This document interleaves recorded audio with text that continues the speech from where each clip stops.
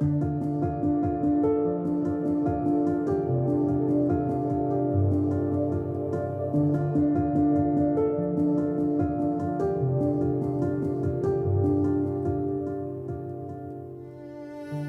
history of Wadley Farms begins in 1852 when my great-great-grandfather, Joseph Wadley, immigrated from New England to Utah. After living there a few years in Pleasant Grove, he was granted a tract of 160 acres here in Linden.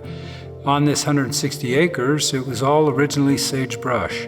It took him about 10 years to divert the Provo River into what was referred to as the North Union Canal to put this sagebrush land under cultivation. Joseph was a horticulturalist by trade. He made 5 trips back to England to bring his multiple varieties of fruit stock and brought back a cider mill to press the apples in order to propagate his orchards here. In 1879, he began his home here. He built it out of hand-hewn rock, similar to what they had in New England, and developed more of a formal country home offset from the road about 100 yards. He had the individual who crossed the plains with him, who landscaped Liberty Park to help landscape his formal gardens in the front. In 1904, Joseph passed away. In 1907, his son Joseph Daniel purchased the farm from the remaining family members. Joseph Daniel was very active in civic affairs in Pleasant Grove and was the mayor. He too was a horticulturist, and as such he was appointed by the governor to work with the state in promoting Utah crops to other areas.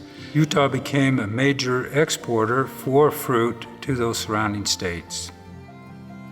Joseph Daniel liked to build. He built many of the structures on the farm, of which were still standing when I purchased it.